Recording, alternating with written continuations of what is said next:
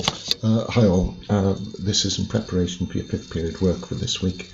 What we're going to do is look at a little bit of essay technique and also in terms of this relate this to oligopoly as well. So just in terms of key things that you have to be conscious of in terms of oligopoly, questions that tend to come up tend to revolve around whether oligopoly is good or bad. Possibly for consumers. If you're looking at consumers, try and consider all the different types of impact. Now, this could be in terms of price, and firms can either compete, so you might have stable prices, price wars, possibly even predatory pricing. If they collude, we're likely to see either tacit collusion, so informal through price leadership, or a more formal illegal cartel arrangement where price fixing may be prevalent. In addition to that, you would be looking at non-price competition, and in terms of that, try and think of product innovations, advertising, level of customer service and so on. Talk about outside of that choice, impacts on customer satisfaction of all of those things as well. So you may get a question on consumers. You could get one about efficiency, in which case look at the different types of efficiency from allocated through to excess efficiency there. And also in terms of if you were asked about the economy, well, you probably want to include something about consumers and efficiency, but you could also then look at the impact on the macroeconomy, so the amount of employment, the impact in terms of maintaining growth, the impact on the amount of exports that oligopoly firms tend to contribute, as well as tax revenue in terms of the government's fiscal position. Now, in terms of this, you could get a specific question where you're asked to compare one market against another. Okay, so you can see an example there, but it would be oligopoly against another market structure, or alternatively, you may get asked to compare a market structure against all others. Okay, so just be conscious of that. If you are asked about which is the most desirable, then you'd really look at points A to C and making parallels, making direct comparisons against other market structures, obviously with oligopoly, if that was the focus, sort of being compared against the others. Now, in terms of oligopoly and contestable markets, this is one area that we didn't quite cover within class. So just in terms of what a standard firm in or in imperfect competition would do, such as an oligopoly. Now, you've seen this before with monopoly, and the analysis is really the same. So a profit maximizing firm would produce where MC is equal to MR at profit maximizing output Q1 and price P1. The abnormal profit would be shown by the shaded area. Now, in terms of this, in a contestable market, the incumbents might wish to undertake limit entry pricing to prevent the entry of those firms. Okay, now obviously the incentive is abnormal profit, but if firms were instead to think, well, what would deter others? Okay, maybe if I produced an output Q2 and at a price P2 where only normal profits were being earned, that would take away the incentive for those firms. So in terms of this, very, very important that once you've undertaken your analysis, what is the actual impact on consumers? Well, there's going to be lower price and a higher output, which suggests an improvement in consumer welfare. There will certainly be a higher consumer surplus, a progressive impact, but you can also look at efficiency impacts as well. In terms of allocative efficiency, there will be a fall in allocative inefficiency because price is now closer to marginal cost. There will be a fall in productive inefficiency because firms are producing closer to the bottom of the average cost curve. Now, in terms of this, wherever possible, we'd like to come up with counterpoints if we can, and the assumption really that all firms are going to worry about potential new entrants, or they'll all worry to the same degree, probably needs closer looking at.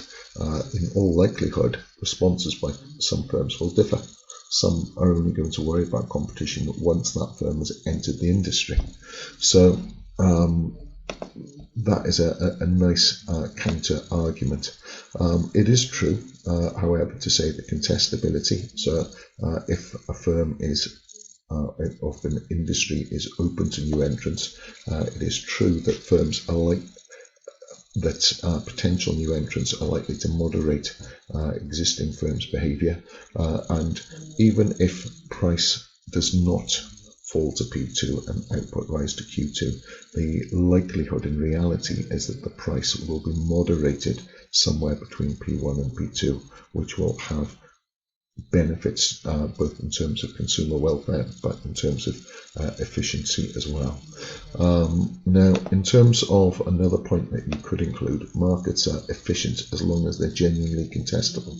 Okay, so that will provide that extra contestability, and lower barriers is going to allow small challenger brands or firms that may disrupt the market and be able to scale up quite quickly.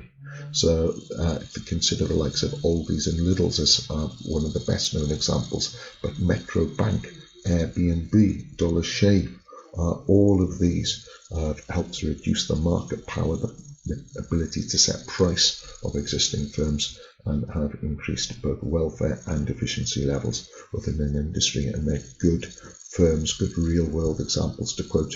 You don't need to quote them all, but it's definitely you can quote one of those. In terms of essay technique, just remember what we've been focusing on, pecan pie. So you make your point, you explain it, and you give contextualized analysis. So you give a real world example. You use a diagram wherever you can, and then you make a point in the evaluation and counter it to provide critical evaluation where you can. Okay, really, really important. Other things that I would say are really useful. Keep, and I can't stress this enough, keep repeating the wording of the question to give your points focus. Okay, that means every point you make will be direct to the point and will be earning marks. Really important. Make sure that you use diagrams. The use of those will be rewarded. They are analytical tools, not pictures. Elsewhere, provide synoptic links where you can. Okay, make sure that you're comparing against different market structures. If you can make any macro links, don't go overboard, but if you can have one good paragraph, fantastic. Okay, and then obviously you need to consider it depends upon points. And then in terms of that final reason judgment, also important. This is the answer to your question. You've got to give your opinion. That's what you get grades for.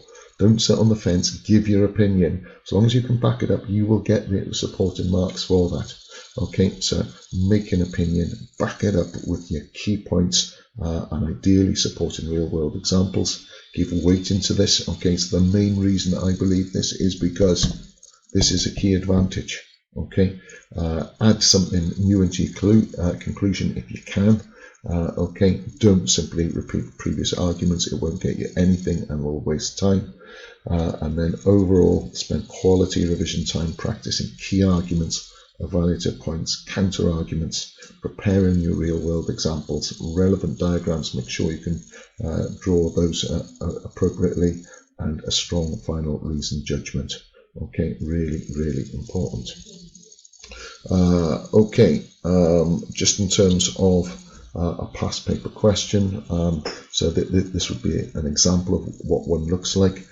Many British markets, such as banking, supermarkets, holiday and petrol, are dominated by a few large firms. This lack of competition is bad for the economy. Discuss this statement. Obviously, in terms of this, it's all about oligopoly. You're trying to explain why it's bad for the British economy. So in terms of this, you would be looking at consumers, efficiency, and impacts on the broader economy as well. And when looking at this, it's up to you where you take the answer. Okay, there are so many different models within oligopoly, so you can see a number there. Okay, so you decide which you're going to talk about. Okay, but hopefully in terms of the in terms of the depth under each heading. Okay, if you look at anything along those lines, you will be in safe territory. In terms of key characteristics, make sure that that is included within your arguments. Make sure in terms of those level 4 answers, earning those AO4 marks, that you would be able to come up with some key points. Okay, so just in terms of your assessment next week, what I would spend quality time doing is making sure that you're thinking of impacts on all of these key areas for oligopoly.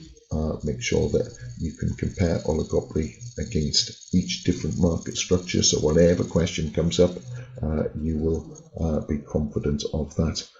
Make sure that you just double check this information on contestable markets, okay, and spend a bit of quality time in terms of essay technique. Okay, so the remainder of your 5th period work is obviously getting yourself ready for your essay assessment for next week. Okay, thanks everyone.